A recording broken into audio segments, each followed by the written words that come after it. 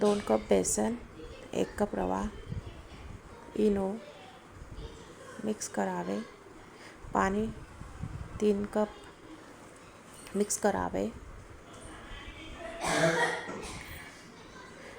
1 cup दही टाकावे. Mix करावे. एकजीव परतून घ्यावे. गरम पाणी कढईत ठेवावे. एका पॉटमध्ये तेल लावून मिश्रण घालावेत. झाकून वाफवून घ्यावेत. ढोकळा तयार.